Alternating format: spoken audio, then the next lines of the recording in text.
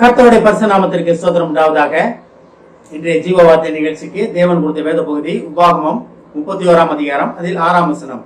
உபாகமம் 31:6, அதில் பின்பகுதி. உன் தேவனாகிய கர்த்தர் தாமே உன்னோடு கூட வருகிறார், அவர் உன்னை விட்டு விலகுவதும் இல்லை, உன்னை கைவிடுவதும் இல்லை என்று சொன்னான். இது நமக்கு எப்ப நடந்தது? மோசே யோசுவாட்ட எல்லாத்தையுமே சொன்ன ஒரு காரியம். இது நம்ம இதுல பாருங்க, நம்ம வாழ்க்கையிலே தேவன் நம்மளுடன் உடன் வருகிறார், தேவன் நம்மளுடைய உடன் இருக்கிறார் அப்படின்றத இன்றைய தினம் இதை கேட்டுக்கொண்டிருக்கும் விசுவாசிகள் அனைவருக்கும் தேவன் மறுபடியும் சொல்ல ஆசைப்படுகிறார். மறுபடியும் அதை உறுதியாக சொல்ல ஆசைப்படுகிறார். உன் தேவனாகிய கர்த்தர் தாமே. உன் தேவனாகிய கர்த்தர் தாமேனா என்ன? இதை கேட்டுக்கொண்டிருக்கும் விசுவாசிகளாகிய உங்கள் தேவனாகிய கர்த்தர் தாமே விசுவாசிகளாகிய உங்களுடனே வருகிறார். உங்களுடனே வருகிறார்னு எப்படி? நீங்க எங்க போனாலும் உங்களுடன் இருக்கிறார். தேவனுக்கு பிரியமில்லாத இடத்துல நீங்க இருக்கீங்களா, அப்பயும் உங்க கூட தான் இருக்காரு.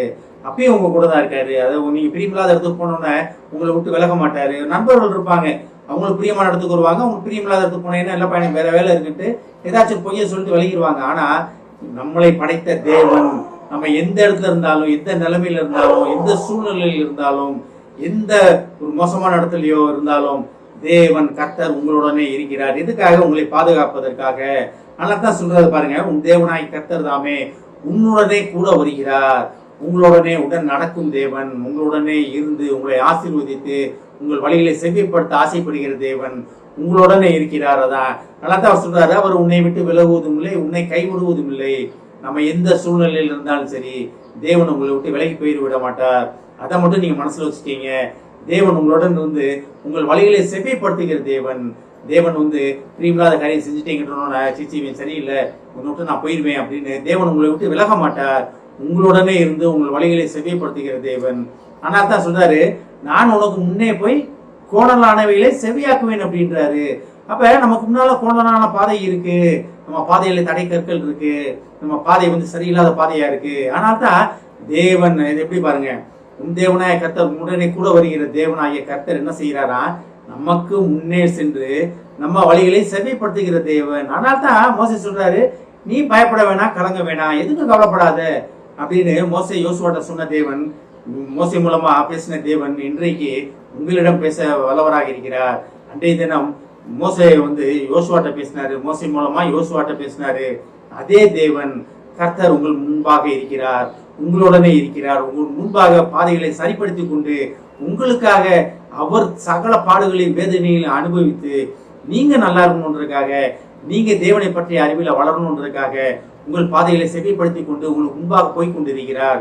அதனால நீங்க தேவன் என்னை கைவிட்டாரோ, தேவன் என்னை விட்டு விலகிட்டாரோ, நேற்று வரைக்கும் தேவன் கூட இருந்தாப்புல இருந்துச்சு, போன மாசம் வரைக்கும் தேவன் என்னோட பேசி கொண்டிருந்தார், இப்போ ஒரு வாரமா தேவன் என்கிட்ட பேசவே இல்லை, ஒரு வாரமா தேவ சத்தமே இல்லை என்கிட்ட, ஒரு வாரமா நான் ஜெபம் பண்ணும் போது அவரோட குரலை கேட்க முடியல, ஒரு வாரமா நான் 10 மாசம், ஒரு மாசமா நான் பைபிள் படிக்கும் போது எனக்கான வசனம் கிடைக்க மாட்டேங்குது அப்படின்னு கவலையப்படாதீங்க. உங்கள் தேவன் உங்கள் முன் சென்று உங்கள் வழிகளை செவ்வைப்படுத்தி கொண்டு இருக்கிறார். இதை கேட்டு கொண்டு விசுவாசிகளே, தேவனே உங்க முன்னால செல்லும் போது நீங்க எதுக்கு பயப்படணும்? நீங்க எதுக்கும் பயப்பட தேவையில்லை, எதுக்கும் பயப்பட தேவையில்லை. நேற்று தினம் பார்த்தது மேல கர்த்தர் உங்கள் வாழ்க்கையில பெரிய காரியங்கள் செய்தார் அப்படின்னு சொன்னா, இந்த ஓய்வு நாள்ல தேவன் என்ன சொல்றாரு பாருங்க, உங்களுக்கு முன்பாக நான் போய் கொண்டிருக்கிறேன், உங்களுக்கு முன்பாக சென்று நான் வழியில செவிப்படுத்தி கொண்டிருக்கிறேன் அப்படின்னு தேவன் உங்களோட சொல்ல ஆசைப்படுகிறார். வாக்கு தந்த தேவன் வாக்கு மாற மாட்டார். உங்களோட எதுக்காக சொல்றாருன்னா, நீங்க எங்க வாழ்க்கையில என்ன ஆகுமோ ஏதாகுமோன்னு பயந்து கொண்டு இருக்கிற உங்களை நோக்கி தான் தேவன் சொல்றாரு, நீ எதுக்கும் பயப்பட வேணாம், நான் உன்னோட இருக்கேன்.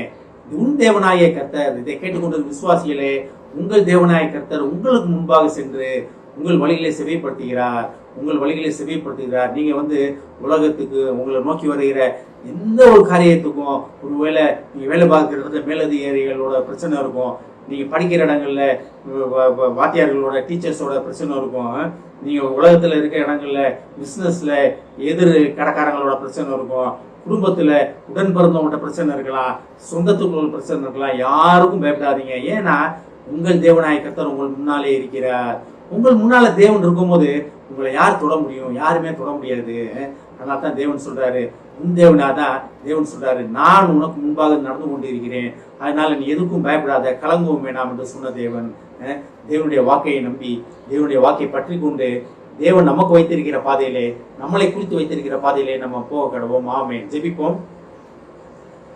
எங்களை அதிகமான அன்பின் பரலோக பிதாவே, நீர் எங்களுக்கு முன்பாக செல்வேன் என்று சொன்ன வாக்குக்காக நன்றி ஆண்டவரே. ஏசாமி, நீர் எங்களுக்கு முன்பாக சென்று எங்களை ஆசீர்வதித்து எங்கள் பாதைகளை செவ்வைப்படுத்துவதற்காக நன்றி ஆண்டவரே. இதை கேட்டுக்கொண்டிருக்கும் விசுவாசிகளை ஆசீர்வதிக்கிறோம் அப்பா. இதை கேட்டுக்கொண்டு ஒவ்வொரு குடும்பத்தையும் ஆசீர்வதிக்கிறோம் ஆண்டவரே. குடும்பத்திலே கோணலான காரியங்களை நீர் செவ்வையாக்குவேன் என்று சொல்வதற்காக நன்றி ஆண்டவரே. ஏசாமி, ஒவ்வொரு குடும்பமும் ஆசீர்வதிக்கப்படட்டும் ஆண்டவரே. ஏசாமி, குடும்பத்தின் தேவைகளை சந்தியும் ஆண்டவரே. ஆசீர்வதிக்கிறோம் அப்பா.